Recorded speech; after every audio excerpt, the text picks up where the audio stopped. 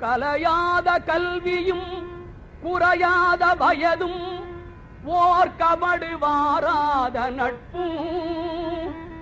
கன்றாத வளமையும் குன்றாத இளமையும்